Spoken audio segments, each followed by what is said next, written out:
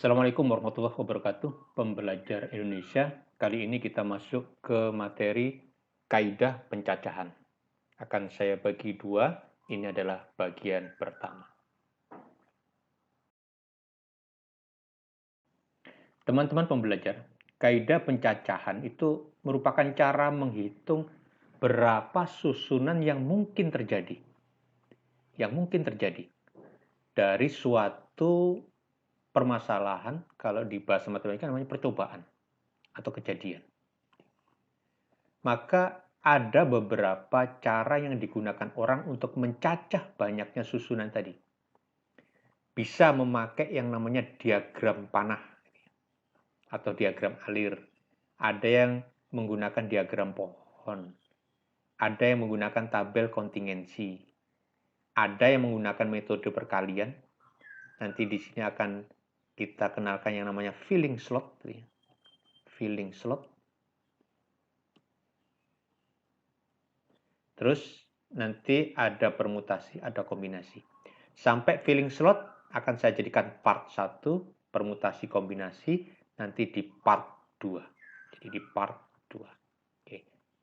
Tetap mengikuti pembahasan materi ini ya.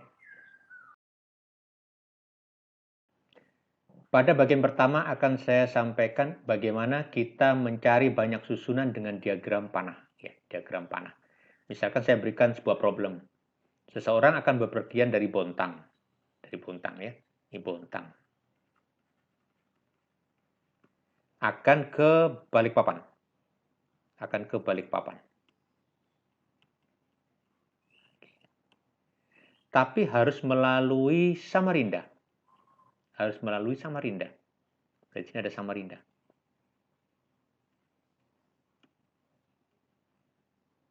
Oke.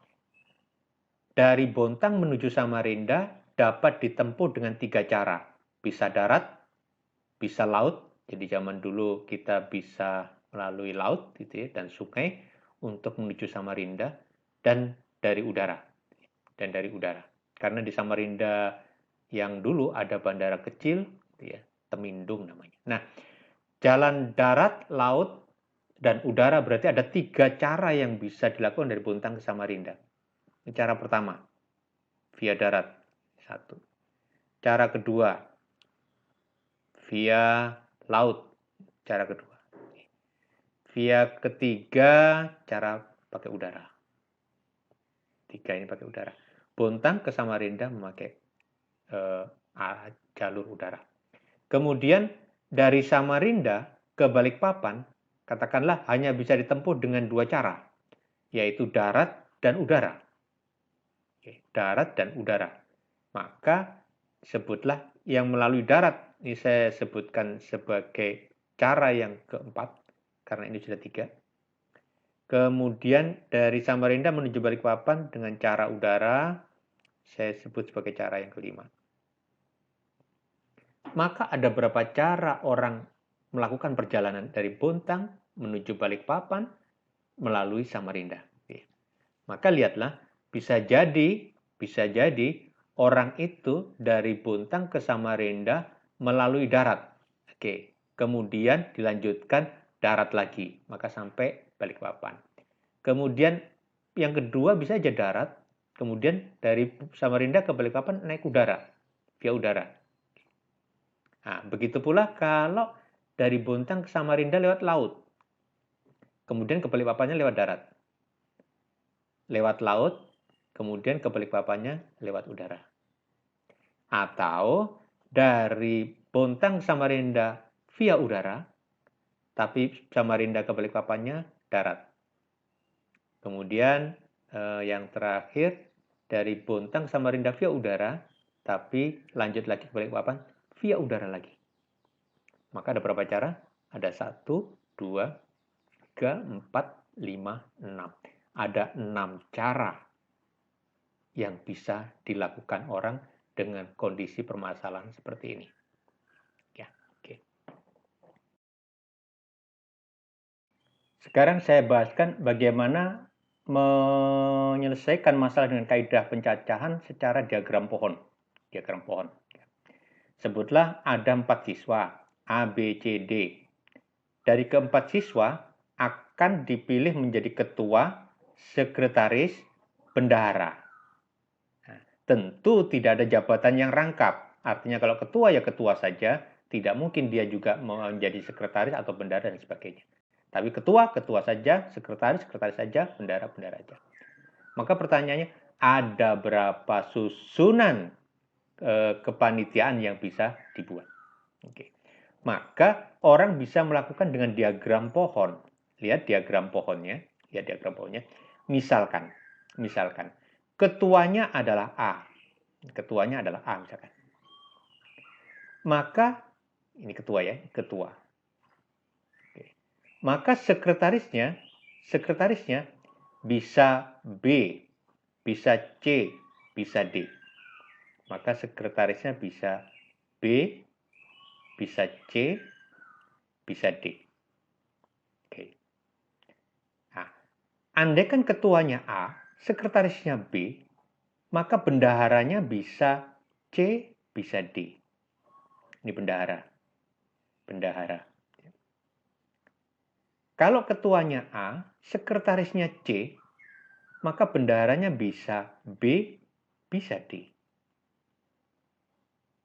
Yang ini bisa C, bisa B, bisa D. Maka lihat, itu kalau A yang jadi ketua. Kalau A jadi ketua, berarti susunan pengurus yang mungkin adalah, coba kita rinci, A, B, C. A, B, D. Terus A, C, B. Nih. Terus A, C, D. A, D, B. Nih. Terus A, D, C. Maaf, ini C ya berarti ya. Ini C. Nah. Sudah berapa ini? 1, 2, 3, 4, 5, 6. 6. Itu baru A yang ketua. Baru A yang ketua. Oke. Sekarang kalau B-nya yang ketua, maka sekretarisnya bisa A, bisa C, bisa D. Kalau ketuanya B, sekretarisnya A, bendaharanya bisa C, bisa D. Kalau ketuanya B, sekretarisnya C, maka bendaharanya bisa A, bisa D. Ini bisa A, bisa C. Maka dapat lagi. Berarti kalau ketuanya B, berarti ini B, A, C. B, A, D. B, C, A. B, C, D. B, D, A. B, D, C. Dapat 6 lagi.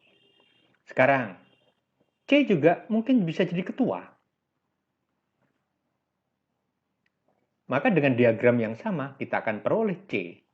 Berarti C, A, B. C, A, D. Oke.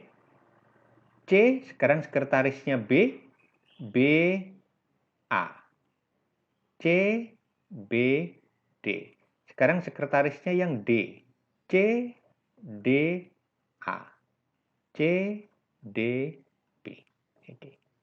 Sekarang tentu kalian sudah bisa kalau ketuanya adalah D. Maka tentu kalian sudah bisa merinci D, A, B. D, A, C. D, B, A. D, B, C. D, C, A. D, C, B. Ah, selesai. Sudah diagram pohonnya. Ini tentu kalian bisa menguraikannya. Maka ada 6, 12, 18, 24. Ada 24 susunan yang mungkin. Ya.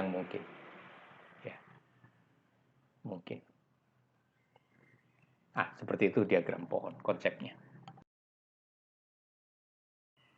Sekarang kaidah pencacahan dengan tabel kontingensi.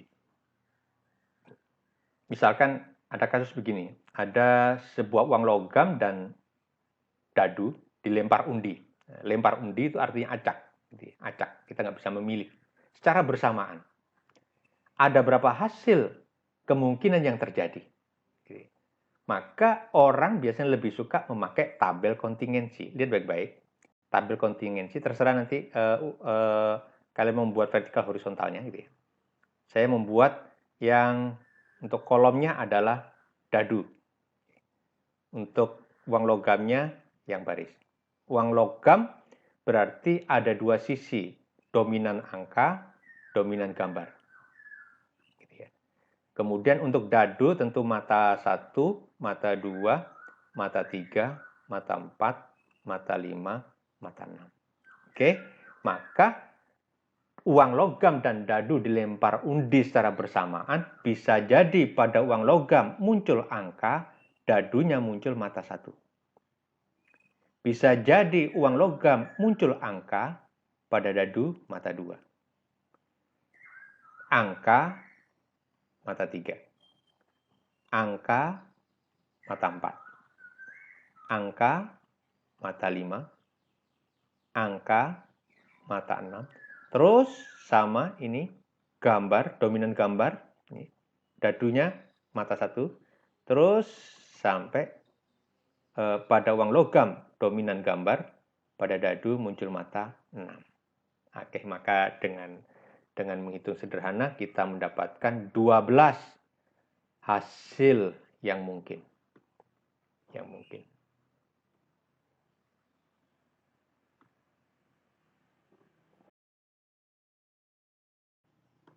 Sekarang bagaimana dengan metode perkalian? Maka metode perkalian ini di beberapa pendapat mengatakan ini adalah cara paling ringkas untuk menjembatani cara diagram panah, diagram pohon, maupun tabel kontingensi. Sebutlah kita menuju ke contoh pertama tadi. Misalkan begini. Ke Bontang ada 3 cara dari Samarinda. Samarinda ke Balikpapan dua-dua cara. Maka secara metode perkalian, kita bisa memakai yang namanya filling slot.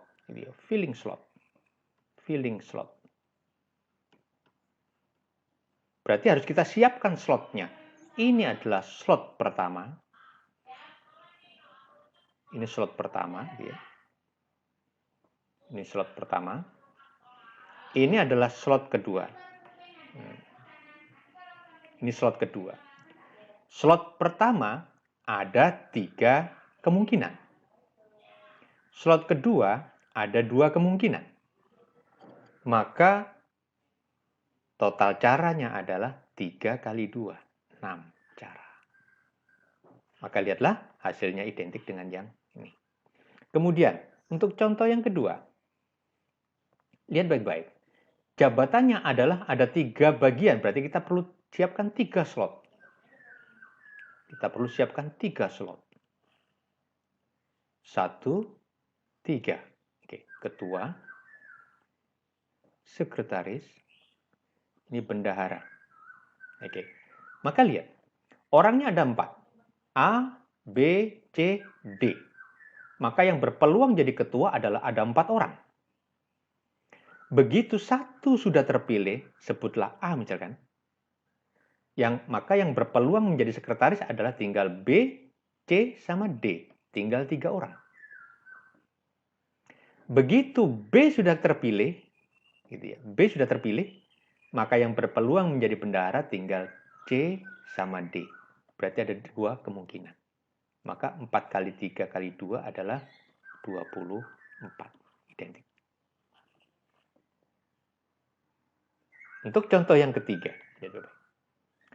Sama, berarti kita memerlukan ada uang logam, ada dadu, berarti perlu 2 slot. 2 slot. Ini untuk uang logam, uang logam. Ini untuk dadu. Maka uang logam kemungkinan munculnya ada 2. Dominan angka, dominan gambar. Dadu peluang munculnya ada 6. Mata 1 sampai mata 6. Maka ada 6. Maka lihatlah, dengan filling slot tinggal mengalihkan berarti ada 12 kemungkinan. Sama, identik ya. Oke, maka dengan cara filling slot gitu ya, filling slot, saya ulangi lagi, ini filling slot, kita sudah bisa menyingkat cara untuk menyelesaikan permasalahan kaidah pencacahan. Untuk kasus seperti ini, terdapat angka 1, 2, 3, 4, 5. Yang perlu kalian perhatikan adalah ada beda antara angka dengan bilangan. Bilangan itu adalah susunan angka yang mempunyai nilai tempat. Jadi angka kalau begitu, kalau desimal berarti angka itu hanya 1, 2, 3, sampai 0. Ini 9 gitu ya, sampai 0. Gitu ya. Untuk bilangan berarti kombinasi dari angka. Mungkin saja 1, 2, 2, 1, 1, 3, 3, 1, 1, 2, 3, 9, dan seterusnya. Itu bilangan. Maka bisa bedakannya angka dengan bilangan. Nah, ini diberikan angka 1, 2, 3, 4, 5. Akan dibuat bilangan terdiri dari 3 angka. Lihat, bilangan terdiri dari 3 angka. Maka dengan filling slot, kita harus menyiapkan slot sebanyak 3. 3. Oke, 3. Ini untuk ratusan. Ini untuk puluhan. Ini untuk satuan. Oke. Maka ada berapa bilangan yang bisa terbentuk dengan angka tidak berulang? Lihat baik-baik. 1, 2, 3, 4, 5. Maka yang berpeluang menjadi ratusan adalah ada 5 angka. Misal angka 1 terpilih. Misal angka 1 terpilih. Berarti yang berhak menjadi puluhan adalah tinggal 2, 3, 4, 5. Karena tidak ada angka yang berulang. Maka ada berapa kemungkinan? 1, 2, 3, 4. Ada 4. Misalkan angka 2 terpilih, misalkan di sini angka 2 terpilih, maka yang berhak menjadi satuan, karena tidak ada yang berulang, berarti 2 sudah nggak boleh ikut. Maka hanya 3, 4, sama 5. Ada 3 kemungkinan. Gitu ya. Maka ini banyaknya bilangan yang terjadi adalah ada 60 bilangan. Ada 60 bilangan yang terdiri dari 3 angka. Ya, 3 angka. 3 angka. Oke. Misal, soalnya dibolehkan tidak ada tulisan, tidak ada angka berulang. Artinya boleh berulang. Maka lihatlah, akan ceritanya jadi berbeda. Lihat, ini 3 slot. 3 slot. Maka kalau boleh berulang, berarti peluang jadi ratusan ada 5 angka. Karena boleh berulang, puluhannya juga ada 5 angka. Satuannya juga ada 5 angka yang berpeluang sana. Makanya adalah 125 bilangan. Seperti itu. Misal ditanya, ada berapa bilangan ganjil yang terdiri dari 3 angka tadi? Oke, terdiri dari 3 angka. Kita tinggal buat. Bilangan ganjil terdiri dari 3 angka. Maka kuncinya adalah di satuannya. Supaya bilangan ganjil berarti satuannya harus ganjil. Ada berapa? Ada 1, 2, 3.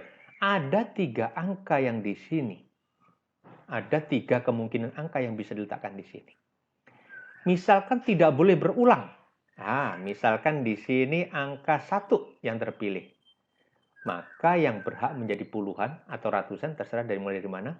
Maka tinggal 2, 3, 4, 5. Ada 4 angka. Kalau 1 sudah terpilih, misalkan 2. Maka tinggal 1, 2, 3. Ada 3 kemungkinan. Maka jumlah bilangan ganjil tanpa berulang berarti hanya 36. Tapi misalkan boleh berulang, Pak. Tinggal nambahkan. Lihat deh konsepnya. Ganjil syaratnya tetap belakang harus ganjil. Yang ganjil ada 3. Boleh berulang, berarti ini ada 5 angka.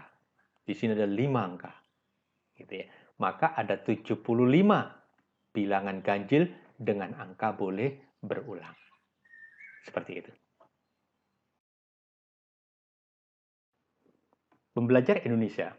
Nah, sekarang bagaimana kalau masalah seperti ini? Membentuk bilangan dengan 4 angka, angkanya sudah disiapkan, harus ganjil, kemudian boleh berulang. Nah, seperti tampilan sebelumnya, kita harus menyiapkan slot sebanyak 4. Banyak 4. Bagi 2 dulu, masing-masing bagi 2. Oke. Ini berarti ribuan, ratusan, puluhan, satuan. Oke. Karena harus ganjil, syarat utama ganjil adalah satuannya harus ganjil. Maka yang berpeluang untuk menjadi satuan adalah angka 7, angka 5, angka 3, angka 1. Ada 4 angka kemungkinannya. Setelah itu boleh berulang. Boleh berulang berarti angka-angka yang lain bebas saja. Berarti 7, 7, 7. Oke, berarti ini adalah 49 kali 28. Ya, tinggal nyusut. 49 kali 28 ya. 2 gitu ya. 32, 39, 8, 1, 8. 9. Maka 2, 7, 13.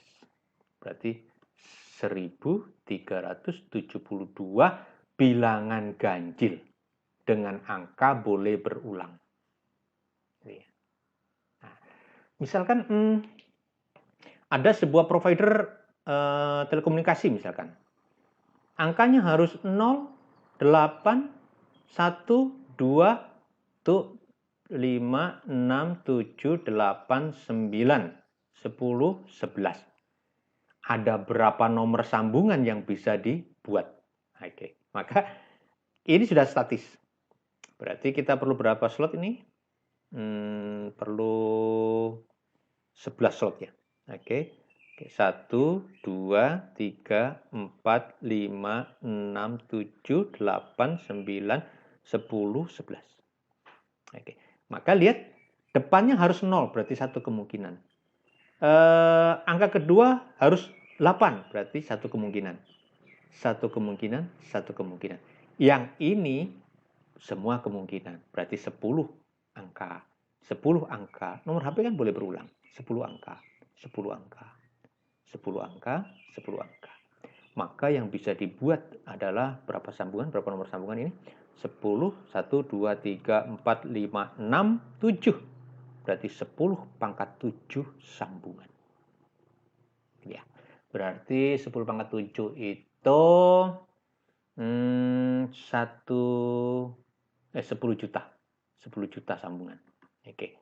Makanya kemudian karena slotnya kurang, provider itu menambah lagi satu slot lagi. Biasanya begitu kan, ada 12 digit, ada 13 digit. Kemudian ini diganti lagi kodenya dan sebagainya untuk menambah jumlah sambungan telepon.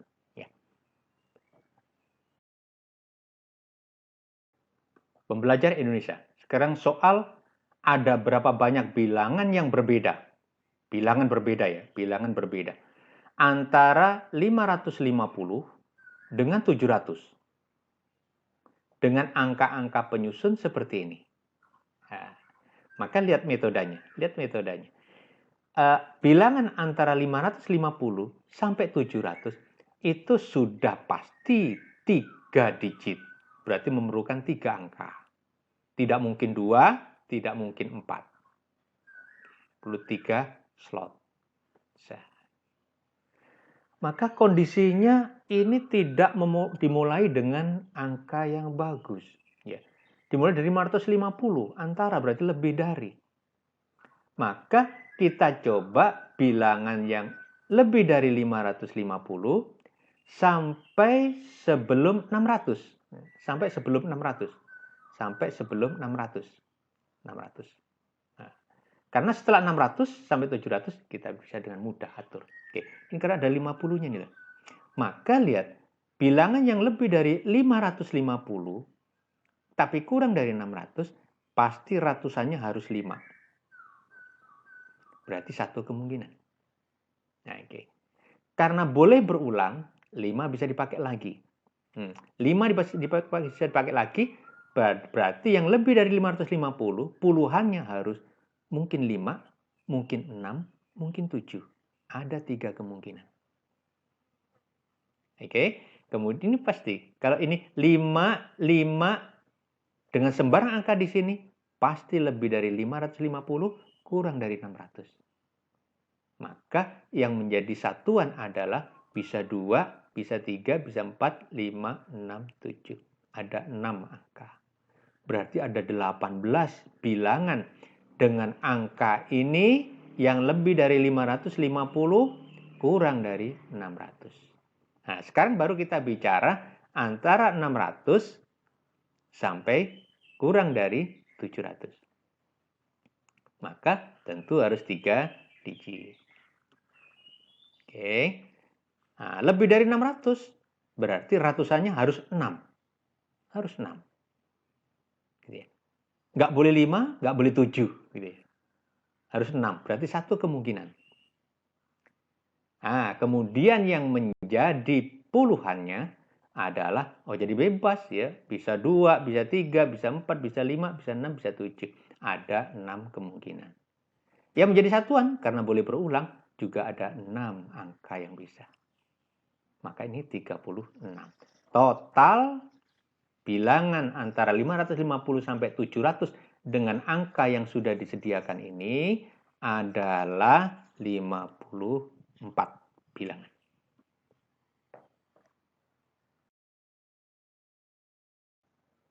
Contoh terakhir, kasus kalau ada 4 siswa putra, 3 siswa putri ingin duduk berjajar. Ada berapa susunan yang mungkin? Coba saya berikan 3 variasi ini. Kira-kira menjawab seperti apa? Maka kasus A, kita perlu menyiapkan kursi atau slot sebanyak 7. Karena ada 7 orang. 1, 2, 3, 4, 5, 7. Oke, lihat baik-baik. Masing-masing siswa boleh duduk sembarang. Berarti kita tidak memandang gender putra dan putri. Maka 4 dengan 3, 7. Berarti yang kemungkinan duduk sini adalah 7 orang. Setelah di sini duduk 1 orang, tinggal 6 kemungkinan. Setelah duduk 1 orang, 5 kemungkinan. 4 kemungkinan. 3 kemungkinan. 2 kemungkinan. Yang terakhir, 1 kemungkinan. Maka kita tinggal menghitung sama dengan berapa ini? 42. Ya, ini 20. Ini 60.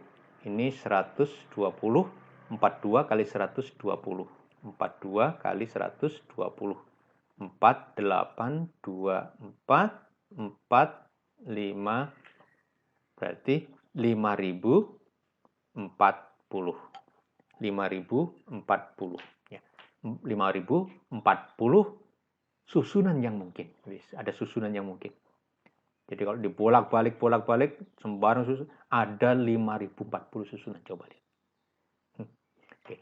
Sekarang kalau kondisi B, ini sudah mulai bersyarat. Mereka duduk berselang-seling, putra dan putri. Kursinya ada berapa? Tentu masih 7 kursi. Tapi susunannya sudah diminta untuk berselang-seling. Nah, sudah bersyarat tadi. Dan baik-baik. Kalau misalkan ini saya mulai dari putri, ini putri, berarti putri itu pi, gitu ya, pi. Berarti berselang-seling berarti ini harus pa. Ini pi, ini pa, ini pi. Lihat, putrinya 3 orang. Maka di sini pa, di sini pa. Susunan begini nggak mungkin, karena ini nggak berselang-seling kasus ini. Maka susunan begini salah. Tidak mungkin dimulai dari putri. Gitu ya. Tidak mungkin dimulai dari putri. Berarti harus dimulai dari putra. Coba kita tes kalau dari putra.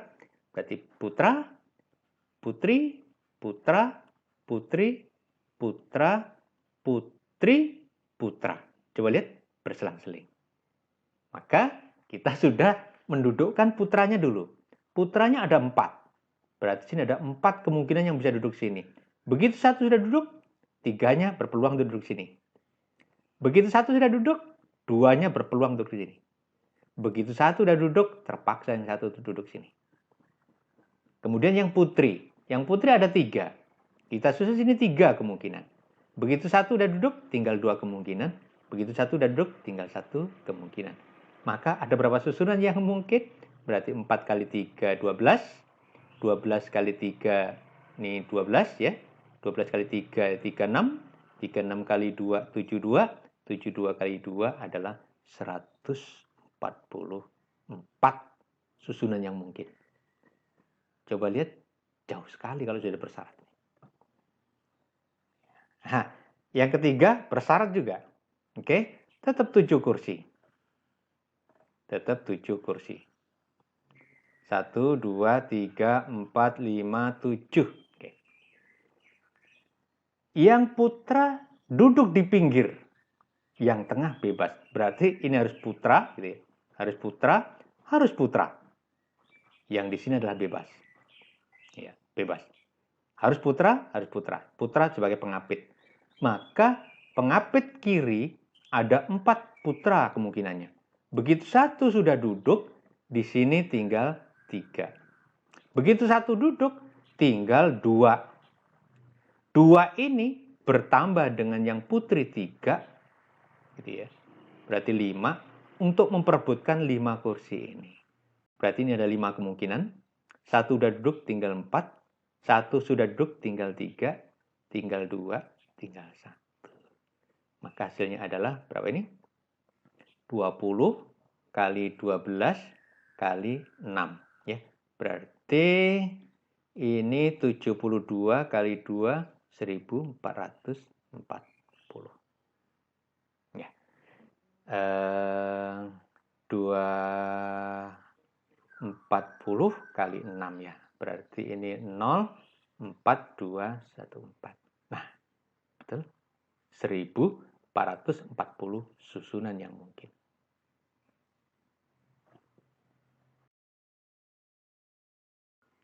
Demikian video tutorial untuk masalah kaidah pencacahan bagian yang pertama. Semoga bisa dipahami untuk modal pemahaman untuk kaidah pencacahan part yang kedua. Terima kasih perhatiannya. Assalamualaikum warahmatullahi wabarakatuh.